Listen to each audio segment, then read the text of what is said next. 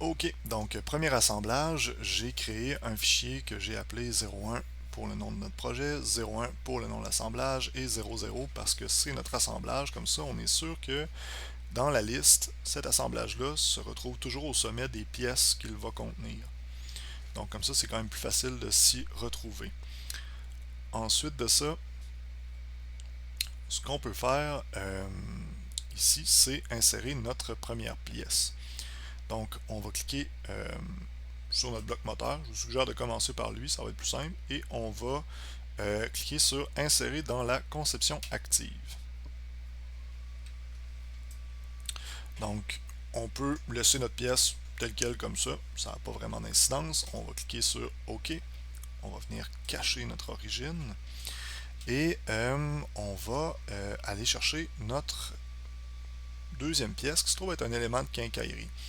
Je me suis fait un petit dossier, je vous recommande de vous le créer également, qui s'appelle organe de liaison. Vous pouvez cliquer dessus comme ça et télécharger l'entièreté de la quincaillerie qui est nécessaire là, pour l'assemblage qu'on fait en ce moment.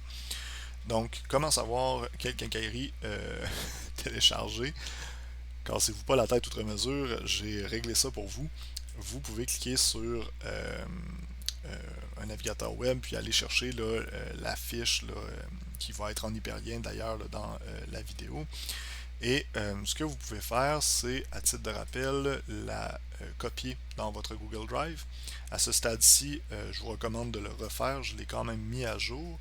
Pour ceux qui sont peut-être un peu plus loin dans le futur par rapport à la date de mise en ligne là, de cette vidéo-là, probablement que la fiche n'a pas changé beaucoup. Donc, vous n'êtes pas obligé de la retélécharger dans votre cas. Pour ceux qui sont plus proches de mes coordonnées temporelles actuelles, je vous recommande fortement de le faire. Donc, vous pouvez vous créer une copie ou encore télécharger la fiche en format XLS. Une fois que c'est fait, dans le numéro AS point ici, donc notre numéro d'assemblage, je vous recommande fortement là, de désélectionner en fait en cliquant sur effacer ou décocher là, les autres assemblages et de cliquer sur un seulement. Donc c'était déjà le cas là, de mon affichage actuel. Donc il n'y a que les pièces de l'assemblage numéro 1 qui vont être affichées. Ensuite de ça, vous avez ici, là, si on va un peu plus loin, les hyperliens modélisés des pièces. Donc, vous allez retrouver là, les pièces d'assemblage. Donc, si je clique comme ça, on devrait avoir nos roulements à billes là, pour notre assemblage qui devrait apparaître ici. Donc, et voilà. Vous pouvez les ouvrir dans Fusion et vous en faire là, des copies là, dans un petit dossier là, qui pourrait par exemple porter le nom de organe de liaison. Donc ça ressemble à ça. Donc ici, une fois que vous avez téléchargé ou fait une copie là, de la pièce, vous pouvez cliquer droit ici et cliquer sur Insérer dans la conception active. Vous allez avoir une pièce comme ça qui va apparaître. Je vous suggère fortement d'utiliser les petits plans qui sont ici pour la dégager de votre pièce. Question qu'elle ne soit pas là, superposée là, avec votre bloc moteur dans ce cas-ci. L'idée, c'est d'être capable là, de bien voir sa pièce pour pouvoir bien sélectionner les points qui vont nous servir de repère pour joindre les pièces ensemble. Donc, je clique sur OK, tout simplement. Le positionnement de la pièce est temporaire, ça n'a pas vraiment d'importance. On va aller cliquer maintenant sur Assembler et sur Liaison. Donc, ça se trouve à être la fonction qu'on va utiliser. Je vous recommande fortement de l'ajouter dans votre petit menu de raccourci là, qui est accessible via la touche S parce qu'on va en faire quand même plusieurs.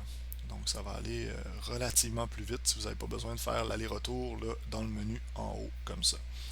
Donc, premier composant qu'on veut lier, on va toujours choisir la pièce qu'on cherche à assembler à, on va dire, notre pièce maîtresse ou notre ensemble de pièces là, qui a déjà été assemblé. On va venir sélectionner, dans ce cas-ci, ce qui correspond à la face qui va être en contact durant notre assemblage, donc celle-ci. Et on va survoler l'arc de cercle comme ça pour que le petit outil de positionnement, là, vous voyez, il va être au bout de mon curseur, il va aller se positionner au centre de notre roulement à billes ici. Donc c'est ce qu'on veut, on veut le positionner par le centre. Donc on clique comme ça, et ensuite de ça, on va venir tout simplement cliquer sur l'arc qui est ici pour venir le positionner au centre. Donc c'est parfait, c'est vraiment pas dans le bon sens que je voulais, ça va me servir d'exemple. Donc première chose, vous pouvez cliquer sur inverser pour l'amener de l'autre côté. Ensuite de ça, nous autres on aimerait ça, il va faire une rotation de 90 degrés, donc on va lui dire ça. Et finalement, vous remarquez, les pièces si n'ont pas suivi. Faites-vous-en pas, j'ai fait ce qu'on appelle un groupe rigide.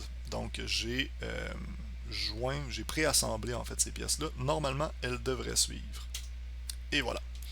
Donc, notre pièce-ci est assemblée. Si j'essaie de la faire bouger, ou tout ça, mettons que je sélectionne un composant, je ne serai pas capable de le faire. Tout ça est fixe. Donc, je vais déplier ça ici, juste pour vous montrer de quoi ça a l'air. Si j'ouvre liaison, vous avez groupe rigide qui est ici. Donc, ce que j'ai fait, ce que j'ai utilisé comme fonction, vous pouvez aller ici dans Assembler, vous allez trouver ça. Si vous voulez joindre un paquet de pièces ensemble qui sont déjà bien positionnées, vous pouvez utiliser cette fonction-là.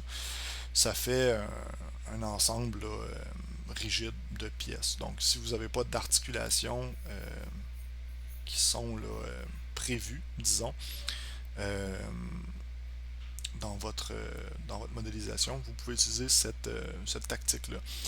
Ceci étant dit, si je modifiais les dimensions de mes pièces, ici, il est possible que certaines de mes pièces, parce que pas assemblées correctement, par exemple, avec un groupe rigide, que j'ai des pièces qui dépassent au travers de d'autres pièces. Donc, la façon que j'ai fait là, si en connectant cette face-là à partir du centre à l'arc de cercle extérieur comme ça, si je change l'épaisseur de ça ici, tout va se déplacer correctement. Même chose, si je change l'épaisseur par exemple de la paroi de mon bloc moteur, mon positionnement ne sera pas perdu, ma pièce va se réassembler aussi. Dans le pire des cas, si je modifie trop une pièce puis que je perds mon point de repère, Fusion va nous le mettre en jaune ici, et il va nous dire hey, j'ai perdu un point de repère, viens me le redéfinir pour que tout fonctionne de nouveau là, correctement. Donc, vous aurez tout simplement qu'à réassigner là, un point d'assemblage dans ce cas-ci. Donc, ça ressemble pas mal à ça pour ce qui est d'un assemblage rigide. C'est pas très très compliqué. On va se retrouver dans la prochaine vidéo. Je vais vous montrer l'ensemble des assemblages qui sont possibles. Juste faire un petit survol rapide. Puis après ça, on va là, voir comment on assemble encore quelques pièces là, sur notre bloc moteur. La vaste majorité, je vais vous laisser le faire, c'est quand même là, assez simple. Vous devriez là, être en mesure de passer là, 2 ou 3 pièces, là, de le faire presque par réflexe, je vous dirais. Donc on se retrouve dans la prochaine vidéo.